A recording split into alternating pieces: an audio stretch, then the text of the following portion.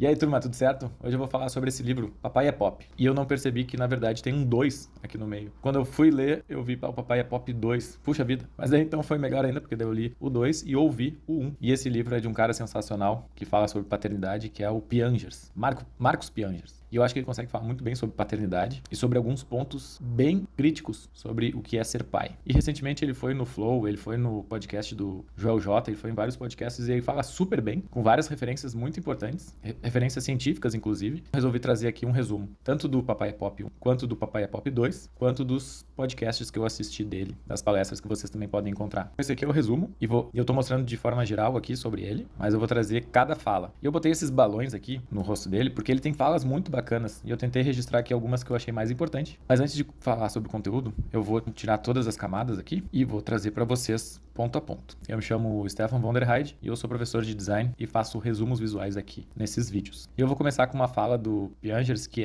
são só 7, e eu acho muito legal que ele fala assim de um jeito muito empolgante, que são só 7 apresentações escolares, irmão. São só 7, se tu não for em uma, já são 6 e depois vai passar e tu não vai ver porque tu tinha que trabalhar e porque tu não aproveitou a infância do teu filho, irmão. E ele fala bem nesse jeito empolgado, que é bem bacana de ver. São só 7 apresentações escolares. O tempo passa rápido. Se tu não aproveitar uma, já era. E isso acontece muito, principalmente com os pais, porque ele vai mostrar que muitas vezes a gente é condicionado a isso. A própria educação que a gente tem, o próprio entender do que é ser pai acaba transformando a gente em pessoas menos afetuosas, menos companheiras e que influenciam menos na participação da criação dos filhos. E aqui ele tenta explicar um pouquinho sobre como a gente pode evoluir como ser pai. Mas basicamente, ser pai não tem segredo, né? Até ele diz que não sabe, foi uma construção, não é para ensinar alguém a ser pai, mas para poder refletir durante esse processo. Então ele traz a citação do poeta e escritor argentino Jorge Luis Borges, que ele fala: todos os caminhos levam à morte. Então perca-se, ou seja, tente aproveitar o processo, tente aproveitar a jornada. Não fique se lamentando ou só planejando o futuro, ou pensando que precisa guardar dinheiro demais, ou que está se sacrificando no trabalho para poder comprar algo para a criança, porque o que a criança quer é a presença dos pais. Então aproveite esse processo, se perca nesse processo, mas se perca junto com as crianças. Ele traz muito esse conceito do o que as crianças podem nos ensinar. E eu achei muito legal que ele fala sobre o significado da palavra piá. Talvez vocês não conheçam, mas aqui no Sul, Porto Alegre e Rio Grande do Sul, a gente usa muito piá para se referir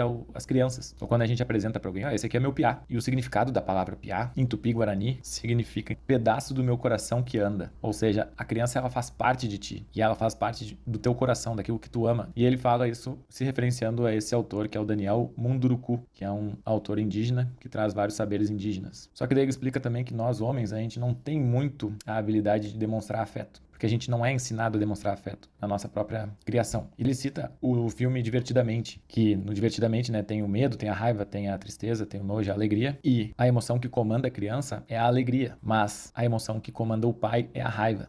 E isso é baseado nesse pesquisador, no psicólogo Paul Ekman. E na pesquisa dele, ele dividiu nessas 5, na verdade são 6 categorias de emoções principais. E se a gente observar, os homens são educados a retrair as emoções que não são a raiva e demonstrar só a raiva, o que acaba gerando uma masculinidade que não consegue se expressar seus sentimentos de forma adequada. E assim ele fala então que a gente deve aprender com as crianças para poder nos expressar melhor e deixar nossas emoções evoluírem também. E eu percebo isso também com os meus filhos, que as emoções de uma criança de 3, de 2 ou de 1 ano, elas são muito afloradas. A criança se joga no chão, ela chora, ela se arrepende. Um exemplo que aconteceu essa semana, minha mãe chegou em casa e ela: eu não quero ver a vovó, vai embora, vovó, gritou de tudo que é jeito pra vovó. Deu 2 minutos, ela: eu te amo, vovó, eu não quero que tu vá embora, vovó. Mas é que é muito circunstancial, a criança tá vivendo aquele momento. Se ela tava brincando e ela não quer deixar de brincar, ela vai mostrar toda a emoção dela naquele simples fato. E é por isso que é tão desafiador trocar uma fralda de uma criança, porque ninguém gosta de trocar fralda, nem a criança. Principalmente se ela estiver fazendo uma coisa que ela queira fazer. Tirar uma criança que tá brincando pra ir trocar fralda é o maior desafio que qualquer ser humano pode ter, isso eu garanto. Ele cita o José Saramago, que defendia que ele não queria deixar morrer a criança que existia dentro dele. E uma das frases dele, que é bem importante, é essa daqui, ó: tentei não fazer nada na vida que não envergonhasse a criança que fui. Ou seja, a criança, ela é otimista, a criança, ela é expansiva, ela quer se divertir, ela quer fazer amigos, ela quer aproveitar a vida. E quando adulto, a gente não pode esquecer isso. Por isso a gente não pode deixar de ser otimista e de acreditar no futuro, pra gente viver uma vida que vale a pena. Eu trago aqui umas referências de outros autores, que não necessariamente o Piangers fala, mas que eu acho muito legal, que eu conectei com o livro dele, que é esse livro aqui que eu li há muito tempo atrás, acho que há 20 anos atrás, que é do Drauzio Varela, que se chama chama Por um Fio. É a história que ele foi médico oncologista e ele pegou os pacientes dele que estavam em estado terminal e fez uma reflexão com eles sobre o que é mais importante da vida, o que valeu a pena na vida deles. Então era responder essa pergunta aqui, ó. Quando você se for, o que terá valido a pena? E é muito legal porque o último capítulo também é do irmão dele, que faleceu de câncer. É emocionalmente bem difícil de ler, mas o que se busca nesse livro é responder essa pergunta aqui, que é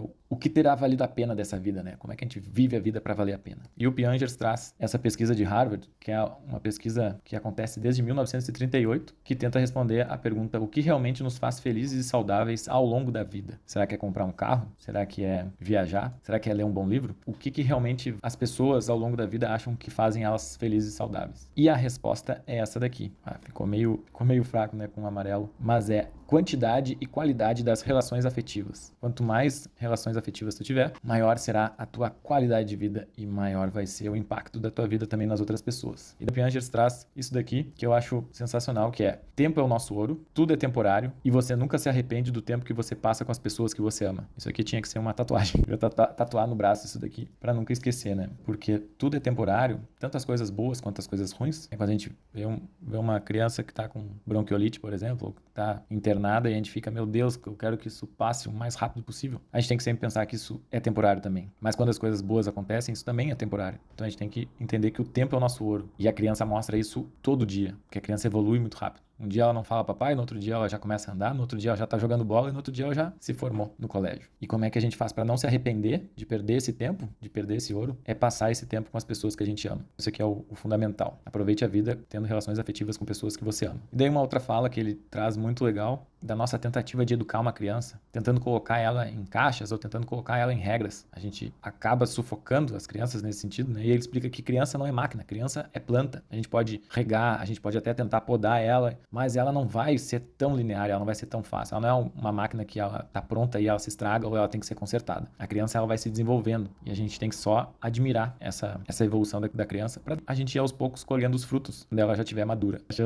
essa analogia aqui muito bacana, da criança ser uma planta e que a gente tem que cultivar essa planta. E pra gente cultivar o desenvolvimento de uma criança, a gente tem que estar presente, não tem outro jeito. Ou a gente se envolve na criação de uma criança, ou a gente vai desperdiçar esse tempo. E isso pode ser relacionado ao mercado de trabalho. E aqui eu acho que é a parte mais sensacional, que é quanto mais afeto, mais presença com as crianças tu tem, mais desempenho tu tem também no trabalho. E traz uma pesquisa, que é essa pesquisa aqui de liderança tribal, de Dave Logan. No livro desse autor aqui, ele traz 5 estágios de um funcionário, de uma pessoa que trabalha numa empresa. E a grande maioria das pessoas está nesse estágio aqui, que é hostilidade desesperançada. Ou seria hostilidade desesperada. Não sei. Ou seja, o cara contribui ao contrário para a empresa onde ele trabalha. Ele odeia o que faz, ele só tá ali para pagar as contas. E ele só fica falando mal e até boicota a empresa quando pode, de tanto que ele odeia fazer aquilo que ele faz. O segundo nível é a vítima apática. Ou seja, o cara só vai trabalhar, bate o ponto lá, faz o que ele tem que fazer, odeia o que ele tem que fazer, mas não reclama, ele só tá ali e faz o que tem que fazer para daí depois aproveitar o tempo que sobra para fazer alguma coisa com o que ele quer fazer. Mas aí depois na empresa tem as pessoas que querem fazer alguma coisa, é o guerreiro solitário. Ou seja, o cara gosta de fazer o que ele faz, ele tá super animado, mas ele não vê ninguém em volta dele que gosta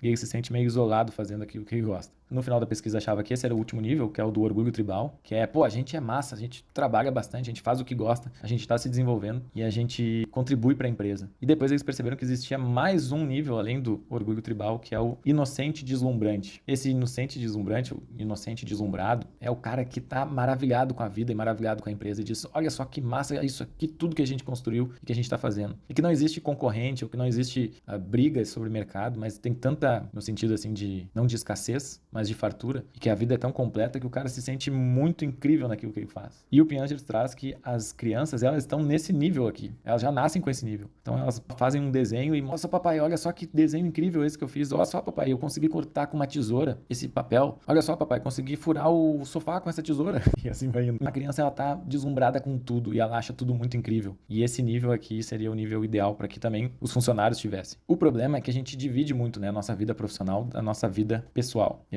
a grande maioria das pessoas está naquele, só trabalho para pagar as contas. E quando a gente trabalha só para pagar as contas, e a gente vai ver como é que é a nossa legislação, a gente trabalha muito mais para pagar a conta do que para viver. E a gente entra nessa questão aqui que é a fundamental, que é a licença paternidade de 5 dias. E ele prova que, aumentando a licença paternidade, tu não vai ter uma redução da produtividade do pai ou da pessoa ou do funcionário. Tu vai ter o contrário. Ele vai ser uma pessoa melhor, ele vai trabalhar melhor, ele vai ser muito mais qualificado. Porque os desafios que ele está tendo em casa, ele vai ver os desafios do emprego e vai ser muito mais fácil. O Marcos Pianges fala assim, cara, matar um leão por dia, tu não matou um leão por dia no trabalho. Tu não matou um leão por dia. Cuida de 2 crianças durante um turno para ver o que é matar um leão por dia. Tenta trocar uma fralda, tenta dar comida para um de 8 meses e o outro para de 3 anos e eles não querem comer. Isso que é matar um leão por dia. Então, a gente acaba exagerando as dificuldades que a gente tem no trabalho. E o pai que tem 5 dias de licença paternidade, ele perde o início crucial, que é de criação de vínculo. Ou seja, 5 dias é menos do que o carnaval. Eu, no meu caso, foi ainda pior, porque a minha filha nasceu numa quinta-feira de carnaval, numa quinta-feira pré-carnaval. E assim, é impossível voltar a trabalhar depois desse período. E o mais difícil é que tu não consegue desenvolver vínculo, que é o que principalmente traz aqui. Nos primeiros dias da criança, a criança precisa dos pais o tempo todo. A criança acorda a cada 2 horas, mama, e tu tá ali com a tua esposa, trocando fralda, ajudando ela na amamentação, pegando a criança, levando para amamentar. Isso vai criar muito mais vínculo e é fundamental. Ainda mais se tu puder não pensar em trabalho nesse momento. Focar 100% na criança. Focar esses 3 primeiros meses só no desenvolvimento desse ser, né? Porque ele traz aqui que o melhor presente que você pode dar para o seu filho é tempo de felicidade, ou seja, tempo de qualidade, né? Estar presente como pai. E quando a gente vê como funciona o nosso sistema aqui, 5 dias eu já perdi o vínculo. Se a gente tivesse 3 meses de licença paternidade, eu focaria principalmente nos meus filhos nesse período e depois voltaria a trabalhar e conseguiria equalizar bem a vida. O problema é que 5 dias tu nem vira pai e tu nem é um bom empregado depois. Tu nem consegue trabalhar. E imagina os profissionais autônomos, né? Quem tem empresa, quem tem que trabalhar mesmo sem ter essa licença. E é principalmente nesse sentido que o Piangers luta e fala bastante nos livros, mas ele tem uma frase muito legal, porque às vezes a gente fala,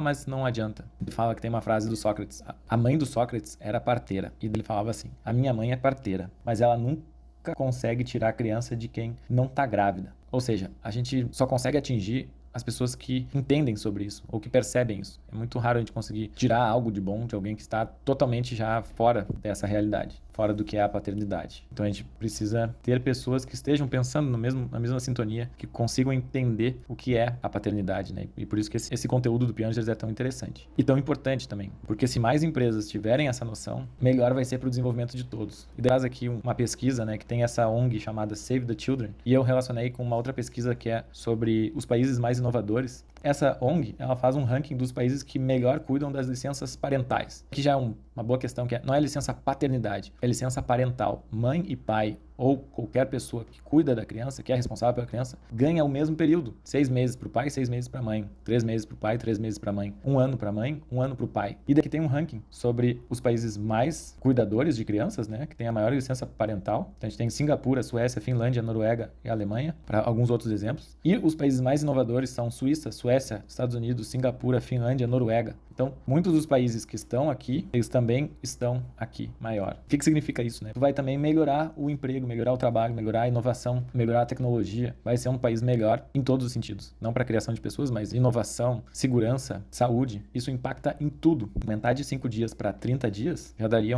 uma mudança bem importante no desenvolvimento do país. Essa é a grande questão que traz a fala do Marcos Piangers. E para finalizar, ele traz bastante a relação dele com a mãe dele, com a esposa dele, com as 2 filhas dele. Aqui eu fiz um desenho para representar isso, porque como ele fala que não teve pai, ele tenta ser o oposto do que o pai biológico dele foi, que foi totalmente ausente. Ele tenta ser um bom pai. Mas eu acho que quem ensinou para ele o que é ser um bom pai foi a mãe dele. E eu vejo vários exemplos disso também. Como no livro do Gustavo Kirten, um brasileiro, o Gustavo Kirten perdeu o pai aos 8 anos de idade. E aí tinha um irmão com problemas neurológicos também. E a mãe dele aguentou firme 3 filhos, um de 8, um de 11 e um de 5, eu acho, os 3. E o Gustavo Kirten era do meio. E ele virou o maior atleta, o maior tenista do Brasil, né? Quando a gente vê um exemplo de um profissional, um exemplo de um pai, é que tem uma bagagem atrás. É impossível a gente ver um cara como o Piangers sem ter tido referências importantes para a vida dele. E é o que ele traz aqui, sempre referenciando a mãe dele, né? Que é a dona Heloísa. E nesse livro aqui do Papai é Pop 2, quem faz a introdução do livro é a mãe dele, falando um pouquinho da história dela, de como foi difícil ela ter criado ele e ter sido uma mãe solo e ter combatido todos todos, né? E todo mundo que não acreditava nela e que queria que ela abortasse e que não aceitariam, né? Desde os avós, que inicialmente